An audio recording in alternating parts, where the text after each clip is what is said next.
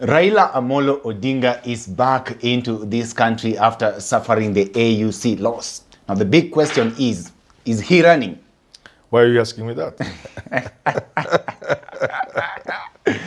People are saying that you're pushing Raila Amolo Odinga to run for elections in 2027. Do I have the power to push him to run?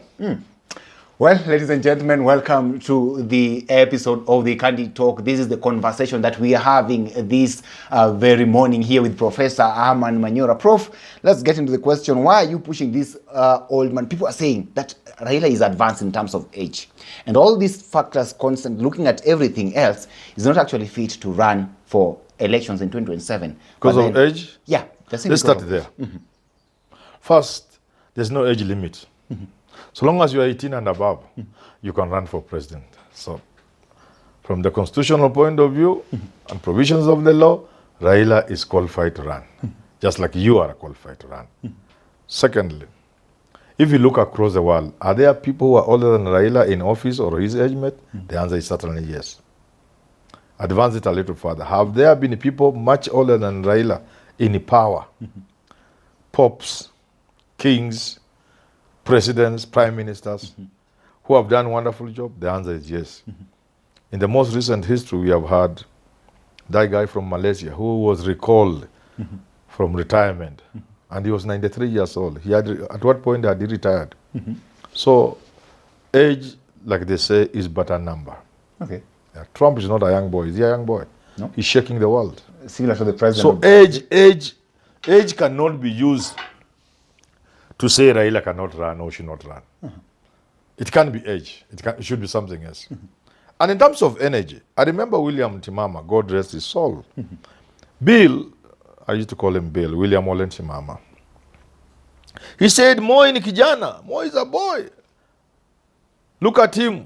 Wakati anapanda ndege. He's not holding the rail. He's just walking up straight.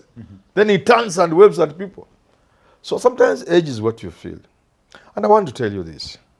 I've been with Raila Odinga. Raila Odinga has more energy than me, than I. He has more energy than a lot of these people are thinking they are young. And they can't do half of the things. I'll give an example of another friend of mine, Francis Atwoli. I can't, if I want to work like Atwoli, I will collapse. He's older than me by maybe a couple of years, maybe 4 or 5 years. Yet Atwoli wakes up at time, if I woke up, I will not even do anything during the day.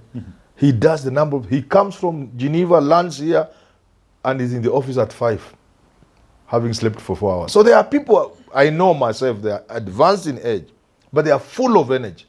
And their mind, their brains, they are alert. The level of alertness, you can be with Raila when people are making presentations. They go around. When he stands, then you know, not only does he, not only was he listening to what everybody was saying, but the command he has of the issues at hand, what are being discussed. So people who think Raila is old, they're joking. Welcome to Herencia, the heartland of good living, where you belong. A community with endless possibilities. Your path to discovering a master plan gated community that matches your ambitions. Get yourself this must-have piece of paradise with state-of-the-art amenities, constant water supply, good security, tarmac roads, and much more. The best part, availability of buy and build financing services. Don't wait. Contact us today or visit our offices for more info. Buy and build your way at Herencia, the heartland of good living. Say Raila should not run because of other factors, not age. Yeah, not age. Not age. No. In as much as age At some point, age will catch up with him. In as much as age is actually being blamed on, actually one of the factors being said here that could be actually responsible for his loss at the AUC, that the certain It is possible. It is possible because I also argued. If I had been in that team, I said there were 2 things I would have worked on. Raila's age. Not just to say people he's young, no, because he's not young. But to make him, for example, avoid certain pronouncements. Avoid talking about the history of AU and Africa, because then that brings the age factor. If I was in the campaign team. The other thing I said would have been the president, to make sure President Ruto stops all foreign pronouncement and engagement until Raila gets this thing. So yes, age could have been a factor in the AU laws, but not because he was old. Because we didn't protect him against certain pronouncements. You know, like when he says, "Oh, 1964," then the opponents say this guy is about the past. It's not about future. They are wrong, of course, but without the past, you can't talk about the future. But for politics, you had Mutai. What is it called? This man, Kaiga Mutai, is governor for Nyeri, talking about Raila age and what have you, history, what have you. That man knew very well that without our history, we can't go far. But he's using it for politics. So age was a factor, I'm sure, but that is because of politics, not because of the reality. So you're saying Raila is still a young man, he can still Raila is a young man. Let's talk about... Many of the things Raila does, some of us who are much younger than him cannot. Raila is my senior by about 10 years. Yet there are many things.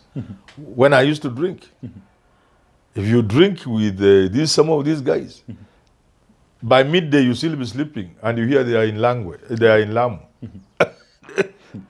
you are dying with your hangover and they are in Lamu and you are with them. So, from a practical point of view, in terms of energy, in terms of vision, I asked Raila one time, of course, just in private discussions, ask him, do you have the energy? I say, I have energy to run.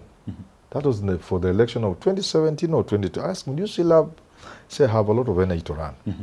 So I'm not speaking for Raila, but I know if Raila were to go for the president, he will have the energy to run the country. Okay, so just tell me, why do you want him to run? Did I tell you I want him to run? Oh. It's not in my province.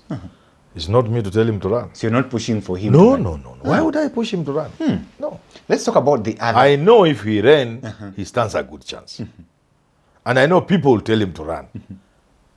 Whether I'll be one of those people is not really important. But you are putting like I'm the one who people are saying, Manyora, you are people misleading that Raila. Is the word in town. When Actually, you say you are misleading Raila, the assumption here is that Raila is misleadable. He doesn't have a brain of his own.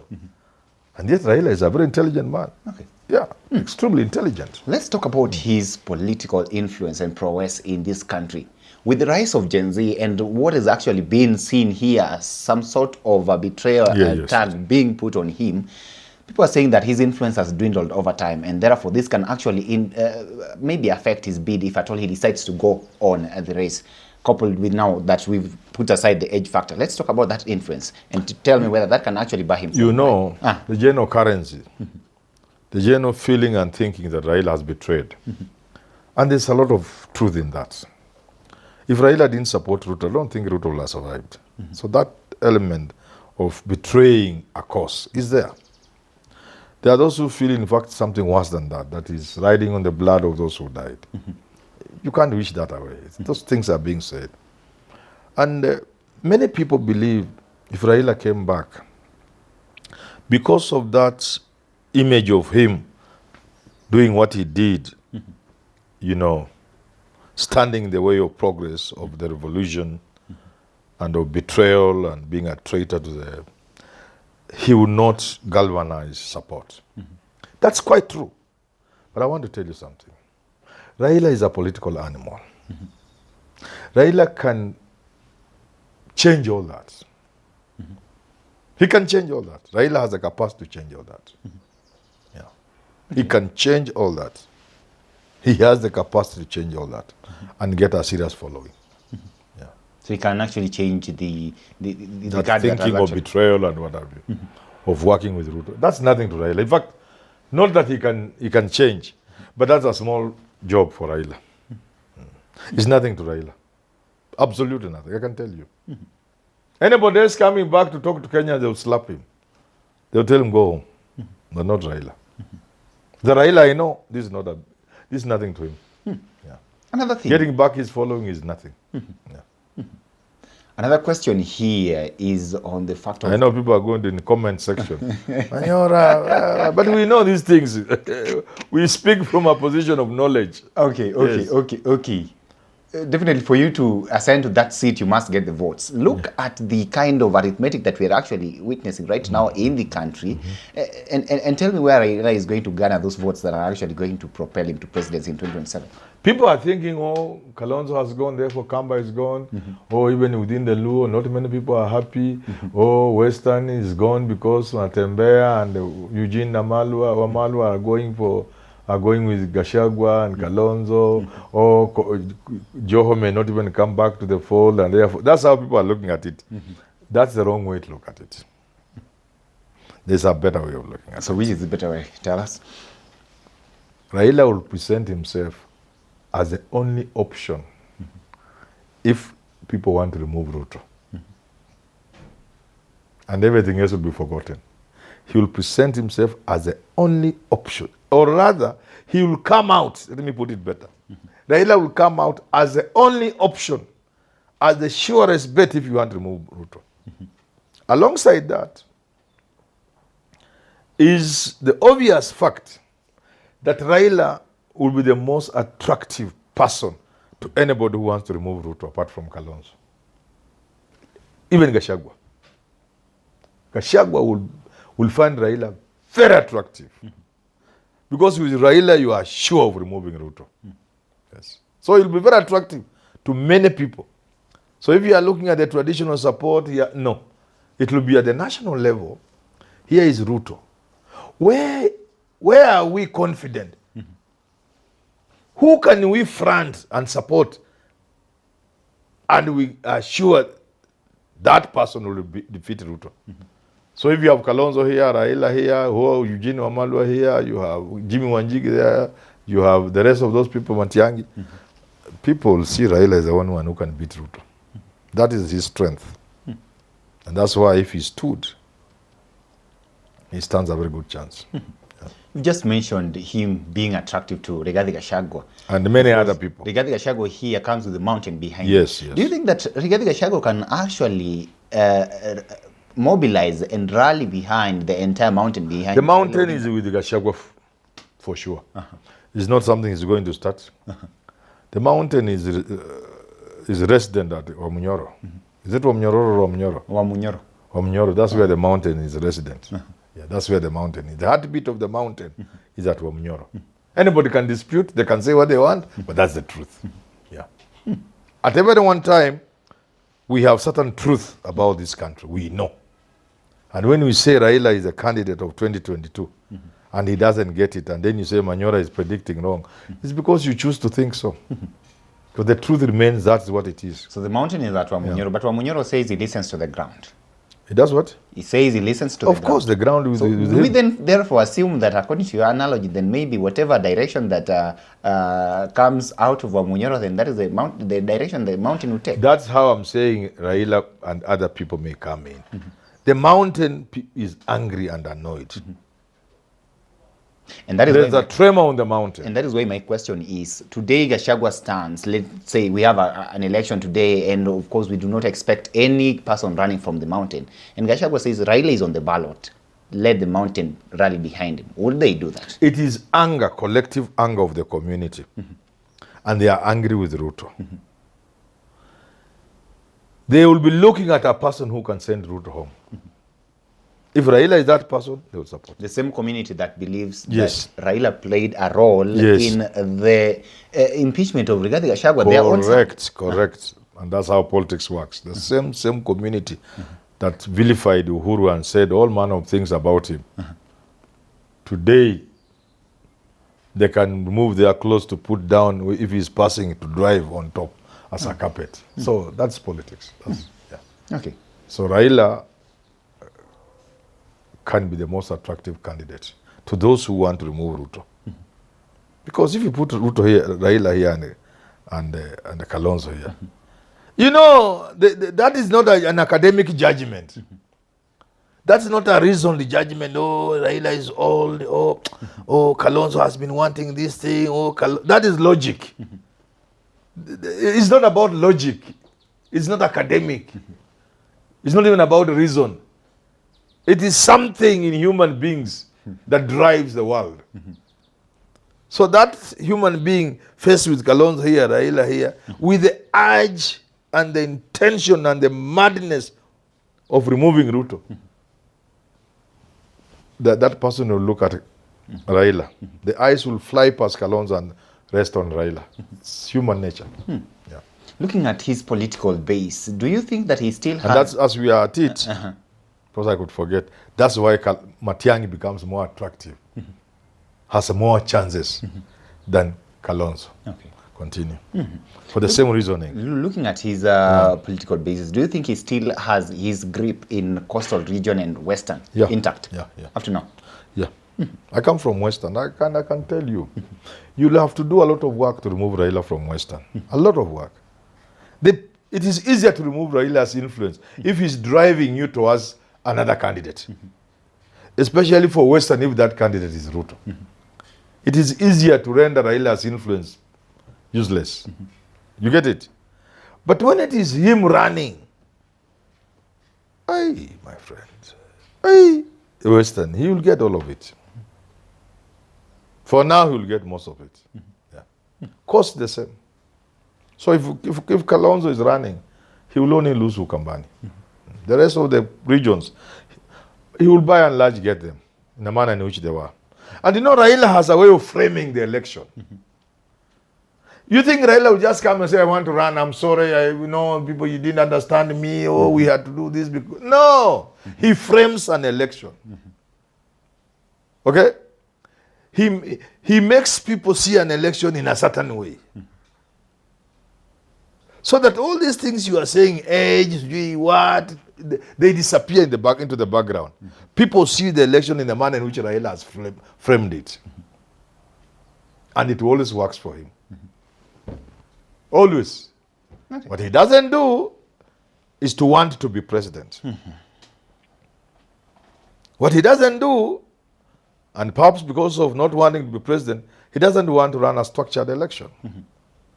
What he doesn't do is to get the right men and women to run his campaign. But there's absolutely, from 2007, there has never been a person who would beat Raila in this country in an election. Because the way he understands politics, all these people are just toddlers. Ruto brings the energy. Energy and determination and but when it comes to really politics, Ruto can only be second to Raila. He has to wait for Raila to disappear from the scene for him to be the king of politics in this country. So now it is still Raila. How would you fight that kind of war between the old crop of politics and the new people who are actually awakened and are actually saying that we want to do away with anybody who was there during the KANU era? And therefore, how would you actually fight that off and still emerge victorious? We have been talking about removing KANU for the longest. For as long as I've been around, people have been talking of KANU. But KANU is still ruling you. You see, the one mistake that the younger people make, there are two mistakes. First, when they join, they become like the old people. So we think we want to put young people, we want to put women. The moment they go into parliament, they behave like those who have been there. But the more cardinal mistake people make is they think power is given. Power is not given. Power you grab. That's what Ruto did. I'm not talking about the presidency. Even to emerge the king of Rift Valley, to have people disregard Moi, and you take over from the Moi family. You go for the power, and power is never given. No, power you take. So these young people think they will be given power by Raila or by somebody. No, power you take. That's why Kalonzo is also weak. He thinks he can be given power. Worse than Kalonzo is Mudavadi. You think power will be given? Who will give you power? Power is never given. If you are given power, it is in a scheme of things where you are being used by those who are giving you power. Because power is never given. Power, you go for it yourself. You grab power. Power, you fight and take. Yeah. So young people, if they want power, they don't expect these old people to give. They must take the power themselves. They must take the power, and they have the numbers. The Gen Zs and the rest of the millennials, they can take this power and say, as we mature, let us give so and so to hold brief for us for 5 or 10 years as we organize ourselves, institutionalize ourselves as we take over power.